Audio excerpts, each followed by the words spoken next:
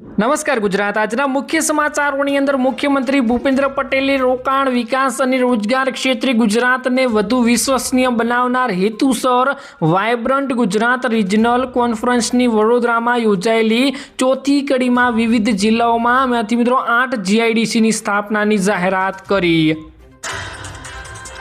ત્યારબાદના સમાચારની વાત કરીએ તો ગુજરાતભરમાં લાંબા સમયથી વરસાદી મિત્રો કાગડોળે રાહ જોઈ રહેલા નાગરિકોની હવે ખેડૂતો માટે ખુશીના સમાચાર આપ્યા છે।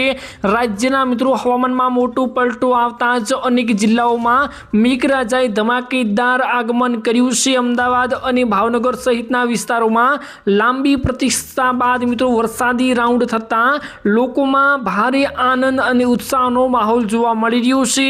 અસહ્ય ગરમી અને બફારાથી પરેશાન લોકોને વરસાદી માહોલના કારણે મોટી રાહત મળી છે।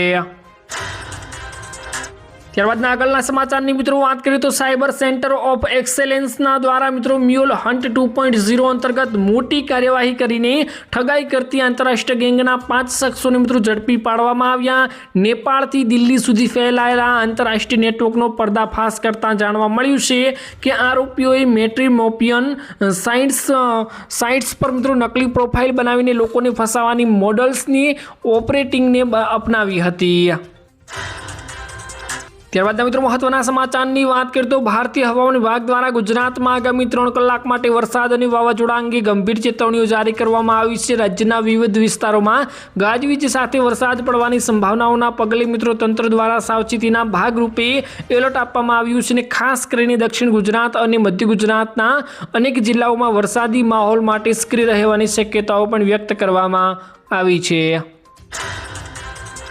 ત્યારબાદ મિત્રો મહત્વના સમાચારની વાત કરીએ તો સાબરકાંઠા જિલ્લામાંથી ભક્તિ અને પ્રકૃતિ સાથે જોડાયેલા મિત્રો ખૂબ જ સુંદર અને અનોખા સમાચાર સામે આવ્યા છે। ચાલુ સિઝનમાં વરસાદ ખેંચાવાના કારણે મિત્રો જિલ્લાના ધરતીપુત્રોને પોતાના પાકને લઈને ભારે ચિંતામાં મુકાયા હતા। ત્યારે જગતના તાતના આ સંકટને દૂર કરવા માટે મેઘરાજાને મનાવવા માટે જિલ્લાની પ્રાથમિક શાળાઓના નિર્દોષ બાળકો અને શિક્ષકો વહારે આવ્યા હતા। શાળાઓમાં પ્રાર્થના સભા દરમિયાન વિશેષ આયોજન કરવામાં આવ્યું હતું। ત્યારબાદ આગળના સમાચારની મિત્રો વાત કરીએ તો મધ્ય ગુજરાતના ઔદ્યોગિક વિકાસને નવી પાંખો આપવા માટે વડોદરા શહેરમાં રિજનલ વાયબ્રન્ટ સમિટનો ધમાકેદાર પ્રારંભ થઈ ચૂક્યો છે। રાજ્યના મુખ્યમંત્રી ભૂપેન્દ્ર પટેલે દીપ પ્રાગટ્ય કરીને આ હાઈ પ્રોફાઇલ સમિટનું મિત્રો ઉદ્ઘાટન કર્યું હતું। મહેસાણા, રાજકોટ અને સુરતની ભવ્ય સફળતા બાદ મધ્ય ગુજરાતના હૃદયસમાન વડોદરામાં આ સમિટ યોજાઈ હતી, જે આખા ક્ષેત્રના આર્થિક અને ઔદ્યોગિક ચિત્રને બદલી નાખવાની છે।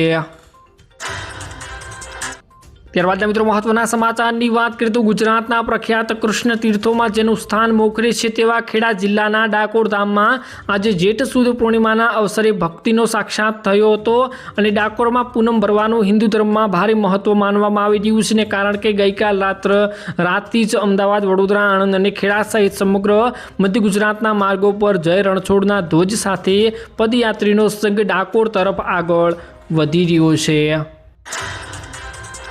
ત્યારબાદ મહત્વના સમાચારની વાત કરીએ તો ભારતીય હવામાન વિભાગ દ્વારા વર્ષે ચોમાસા દરમિયાન અલગ અલગ રંગના એલર્ટ જાહેર કરવામાં આવતા હોય છે। તાજેતરમાં જ કેરળ અને કર્ણાટકમાં મિત્રો તટીય વિસ્તારોમાં ભારે વરસાદના કારણે ઓરેન્જ એલર્ટ જાહેર કરવામાં આવ્યું હતું, જ્યારે ઉત્તર ભારતમાં ચોમાસાની લાંબી રાહ થઈ રહી છે। ગુજરાતીઓ આતુરતાથી મેઘરાજાની રાહ જોઈને બેઠા છે અને મેઘરાજાએ હજુ ધમાકેદાર એન્ટ્રી કરી નથી। ત્યારે આ એક્સપ્લેનેશનમાં મિત્રો આપણે સમજીએ છીએ કે રાજ્યમાં ક્યારે મેઘરાજા પધારશે અને નોનની અસર કેવી રીતે રહેશે તથા ચોમાસામાં મિત્રો હવામાન વિભાગ દ્વારા અપાતા એલર્ટને લઈ કઈ રીતે સમજાવવા જોઈએ। ત્યારબાદ મિત્રો મહત્વના સમાચારની વાત કરીએ તો કચ્છના મુખ્ય મથક ભુજ શહેરમાંથી આગને લાગવાની મોટી ઘટના સામે આવી હતી। ભુજના અત્યંત વ્યસ્ત ગણાતા મિત્રો હોસ્પિટલ રોડ પર આવેલી જાણીતી વાઇબલ હોસ્પિટલમાં અચાનક આગ ફાટી નીકળતા સમગ્ર વિસ્તારમાં અફરાતફરીનો માહોલ સર્જાયો હતો। દર્દીઓ અને હોસ્પિટલ સ્ટાફમાં ઘડીભર માટે ભારે મિત્રો ગડબડાટ ફેલાઈ રહ્યો હતો। ત્યારબાદ મહત્વના સમાચારની મિત્રો વાત કરીએ તો ગુજરાત અને રાજસ્થાન સરહદને જોડતો અમીરગઢ નેશનલ હાઈવે પર છેલ્લા કેટલાક સમયથી વાહન ચોરીની વધતી ફરિયાદોના પગલે જિલ્લા પોલીસ વડાની સૂચનાથી લોકલ ક્રાઇમ સ્ક્વોડ અને સ્થાનિક પોલીસમાં એલર્ટમાં આવી ગઈ છે અને આ દરમિયાન અમીરગઢ પોલીસ સ્ટેશનમાં ઇકબાલગઢ વિસ્તારમાં મિત્રો ફરજ બજાવતા પોલીસ જમાદારને એક શંકાસ્પદ ગેંગ મૂવમેન્ટ કરી રહી હોવાથી ખાનગી રાહે સચોટ બાતમી મળી હતી મિત્રો। તો બસ મિત્રો આજના આ વિડીયોમાં આટલું જ હતું। મળીશું એક નવા તાજા સમાચારના વિડીયોની સાથે। ત્યાં સુધી મિત્રો વિડીયોને એક લાઇક કરી ચેનલને મિત્રો આવા દરરોજ વિડીયો જોવા માટે જરૂરથી સબસ્ક્રાઈબ કરી દેજો।